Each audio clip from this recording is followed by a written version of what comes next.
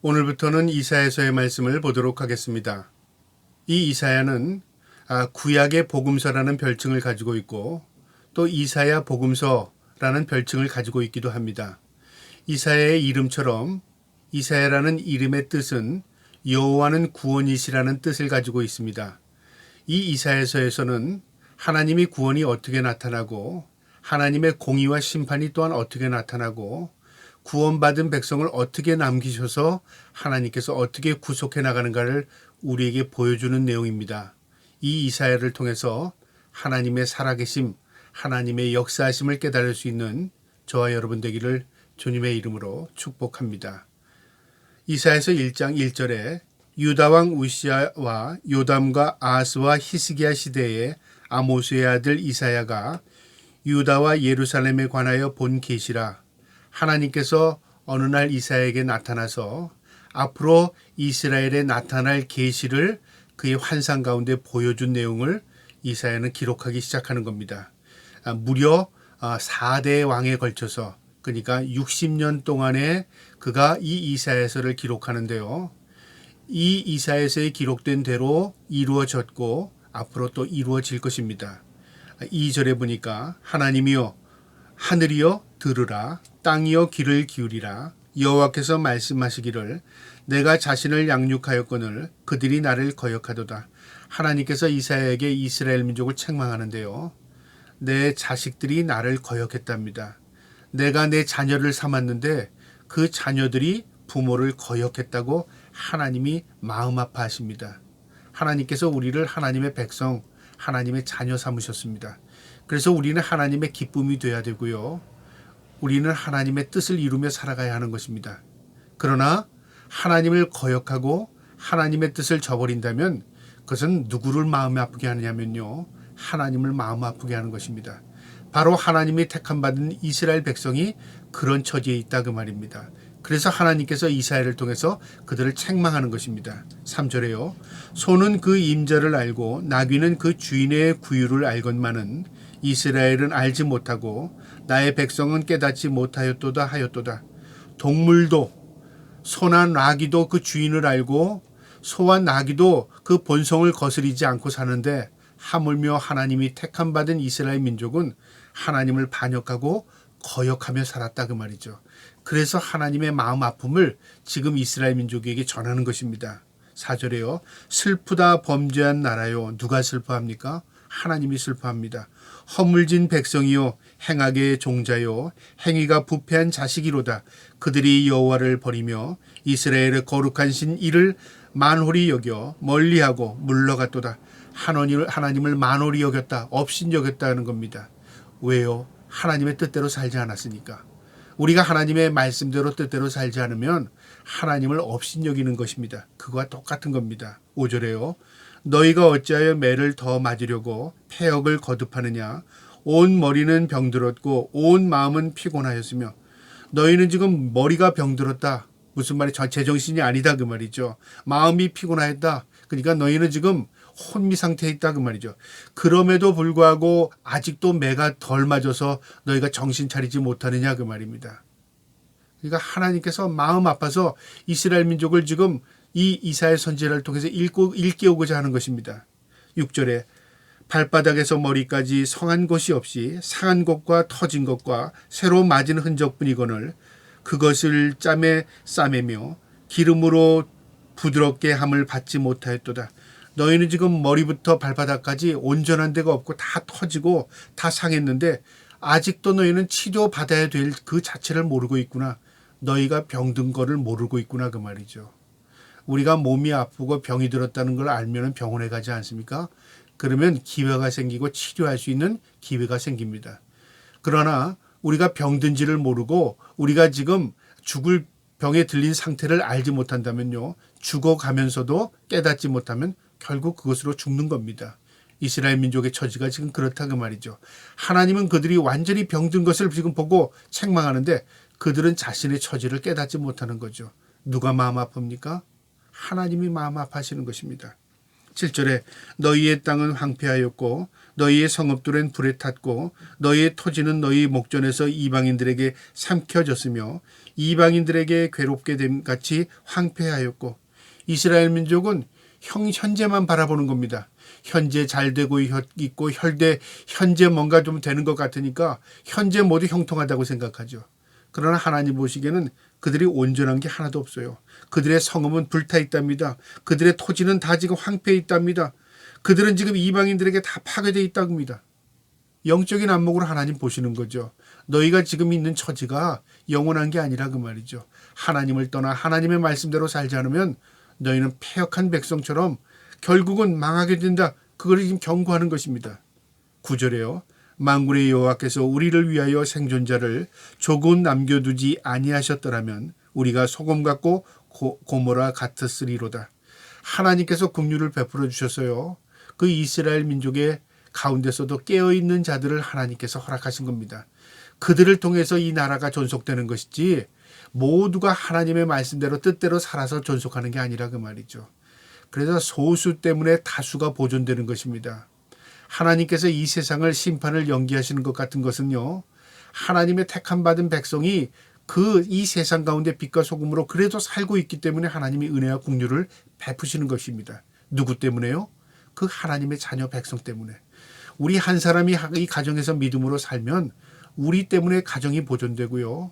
한국교회가 하나님의 말씀대로 살면 하나님께서 한국교회를 통해서 이 나라와 민족을 보존시켜 주시는 것입니다.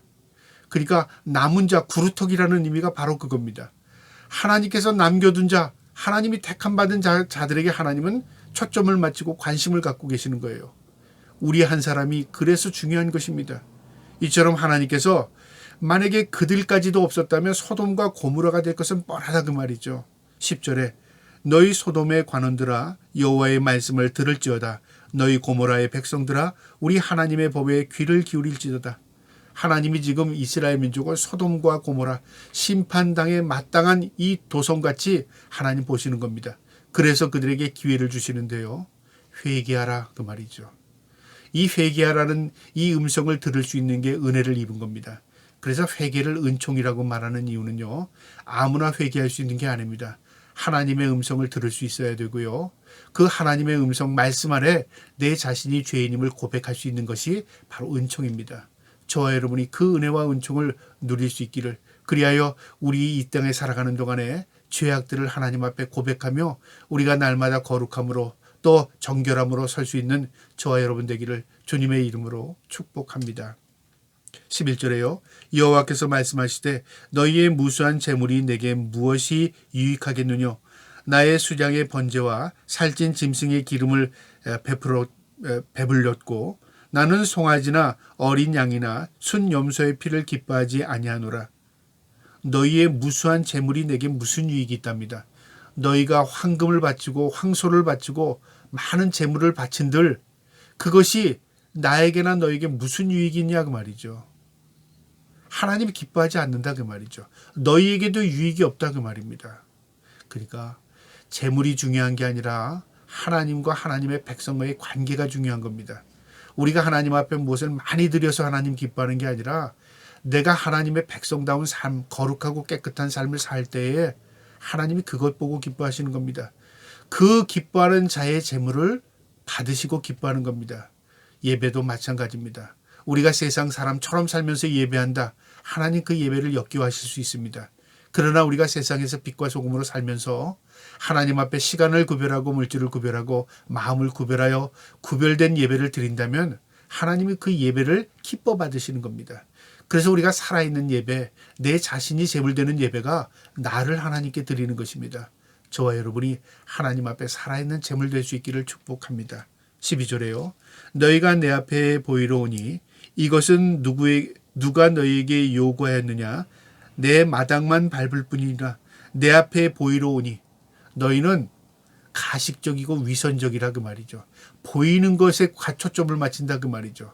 너희는 그냥 마당만 밟을 뿐이야. 나무 아무 관계없어 그 말이죠. 여러분 교회에 왔다고 해서 이 성도입니까? 아니죠. 교회 마당만 밟고 가는 거나 똑같은 그런 처지가 있을 수 있지 않습니까? 모든 사람이 교회를 지나갔다고 해서 그 사람이 하나님을 압니까? 그렇지 않습니다. 교회에 그냥 지나간 겁니다. 마찬가지입니다. 하나님이 이스라엘 백성의 행위가 하나님 보시기에 합당하지 않아요. 그러니까 너와 나와 아무 관계가 없는 집 너희가 삶을 산다 그 말입니다. 13절에요. 헛된 재물은 다시 가져오지 말라. 분양은 내가 가증히 여기는 바요. 월삭과 안식일과 대회로 모이는 것도 그러하니 성회와 아울러 악을 행하는 것을 내가 견디지 못하겠노라. 하나님께서 너희 나에게 재물 가지고 오지 마. 너희 나에게 11조 바치지 마. 너 안식일 지키지 마. 너희 성에 모이지도 마. 왜냐하면 내가 너희 모습 보니까 괴롭다 그 말이죠. 왜 괴롭게 하나님이 여기셨습니까? 그들의 위선, 거짓, 가식적인 행위가 하나님을 역겹게 하는 겁니다. 하나님은 우리의 심장과 폐부를 헤아리십니다. 하나님은 우리의 마음의 중심을 아신다고 말했습니다. 그래서 우리가 영적인 예배를 무엇으로 드리냐면 우리의 마음으로 드리는 겁니다. 우리의 모든 구별된 것으로 드리는 겁니다. 그런데 행위는 있는데 마음은 없어요. 제사는 있는데 하나님의 향한 마음이 없어요. 하나님이 받지 않겠다 그 말입니다. 14절에 내 마음이 너희의 월삭과 정한 절기를 싫어하나니 하나님이 지시하신 그 자체가 위선적이고 가식이기 때문에 하나님이 싫어한답니다. 그것이 내게 무거운 짐이라 내가 지기에 곤비하였느니라. 하나님이 그것을 싫어하십니다. 오히려 너희 행동이 나를 더 괴롭게 만든다 그 말이죠. 15절에 너희가 손을 펼 때 내가 내 눈을 너희에게서 가리고 너희가 많이 기도할지라도 내가 듣지 아니하리니. 너희가 기도하면 내가 등 돌리겠다 그 말이죠. 너희가 소리를 높이면 내가 귀를 닫고 눈을 감겠다 그 말입니다. 너희를 바라보지 않겠다 그 말이죠. 이는 너희의 손에 피가 가득함이라. 그 이유가 뭐냐면 너희의 손이 피가 가득하다. 너네 죄악되다. 너희가 잔인하다. 너희가 하나님의 뜻대로 살지 않는다 그 말이죠. 거룩하지고 깨끗하지 못하다 그 말이죠. 그것을 하나님께서 지적하는 겁니다. 16절에 너희는 스스로 씻으며 스스로 깨끗하게 하여 내 목전에서 너희 악한 행실을 버리며 행악을 그치고 너희가 하나님의 뜻대로 살아야 깨끗해져야 정결해져야 하나님과의 관계가 회복되므로 하나님이 너희 행위를 받으신다 그 말입니다. 17절에 선행을 배우며 정의를 구하며 학대받는 자를 도와주며 고아를 위하여 신원하며 과부를 위하여 변호하라 하였느니라. 하나님의 말씀을 지키며 살아라 그 말입니다. 18절에 여호와께서 말씀하시되 오라 우리가 서로 변론하자. 너희의 죄가 주홍 같을지라도 눈과 같이 희어질 것이요 진홍같이 붉을지라도 양털같이 희게 되리라. 하나님께서 이 죄악된 이스라엘 민족을 하나님 앞에 불러드립니다. 변론하자. 한번 얘기해보자 그 말이죠. 너희가 반문할 거 있으면 반문해봐. 내가 너희에게 대답해 줄게. 또 너희가 이해하지 못하는 것 있으면 내가 가르쳐 줬다 그 말이죠. 하나님이 기회를 주시는 겁니다. 이스라엘 민족을 불러내는 겁니다. 나와 한번 변론해보자. 네가 옳은지 내가 옳은지 너희가 맞는 행동이지 내 말이 맞는지 한번 보자 그 말이죠. 우리의 인생을 통해서 그것이 증명될 때가 있어요. 우리가 하나님의 말씀대로 살면요 반드시 하나님의 말씀은 성취됩니다. 그런데 우리가 하나님의 의식이 없이요 그저 종교 생활만 하게 되면요 하나님의 말씀이 이루어지지 않고 하나님의 말씀이 내 삶에 적용되지 않는 것 같거든요. 그러니까 어떻게 이해하냐면 에이 하나님의 말씀은 다 달라. 또 하나님의 말씀은 그저 성경 속에 있는 지나간 설화로 생각한다 그 말이죠. 자신이 하나님의 말씀에 붙들리지 않고 그저 머리에만 머물기 때문에 그런 것입니다. 하나님의 말씀은요 생명입니다. 그 말씀대로 사는 자가 복된 것입니다. 이스라엘 민족을 불러드립니다.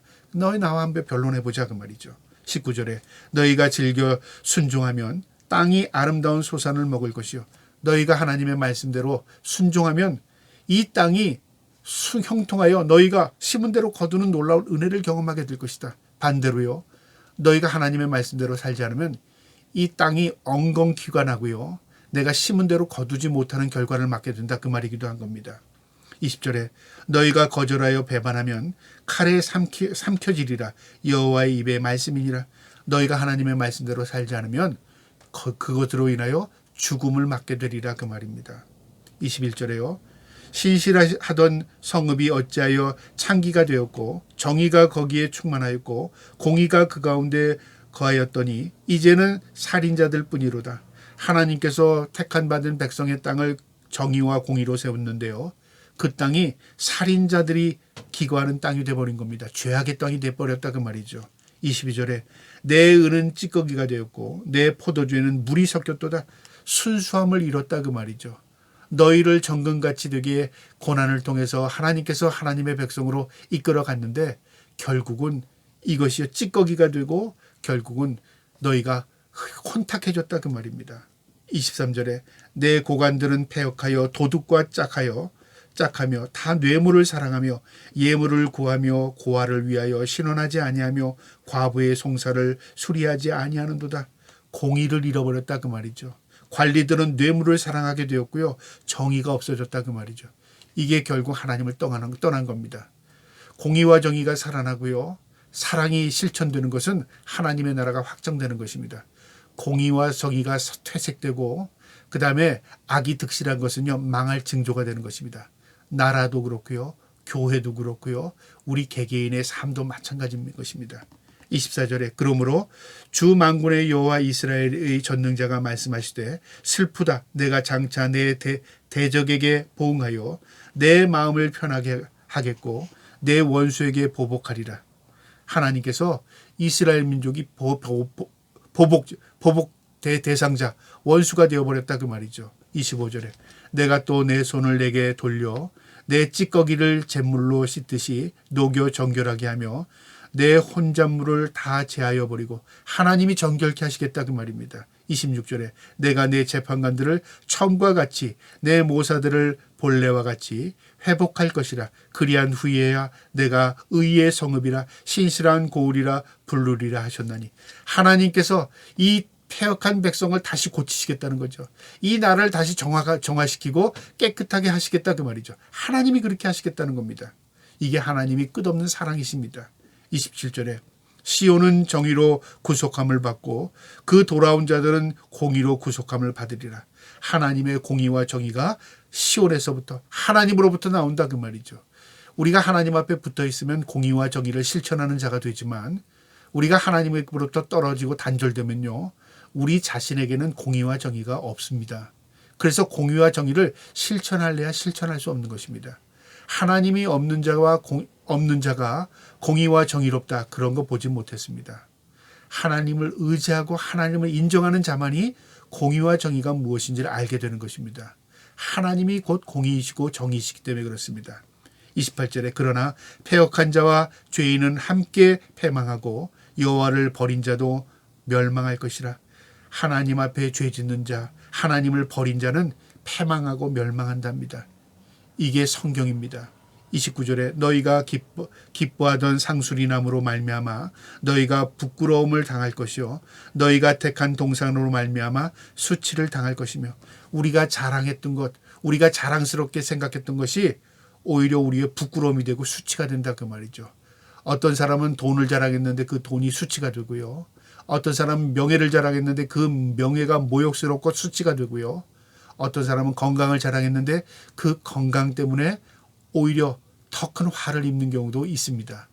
이게 바로 내가 자랑했던 것이 수치가 되고 부끄러움이 될 수 있다는 것입니다. 왜 그럴까요? 하나님을 떠나게 되면 이런 결과가 일어난다 그 말이죠. 30절에 너희는 잎사귀 마른 상수리나무 같을 것이요 물 없는 동산 같으리니. 상수리나무 동산은 좋은 것입니다. 그런데 마른 상수리나무는 볼품이 없습니다. 물 없는 동산은 의미가 없는 겁니다.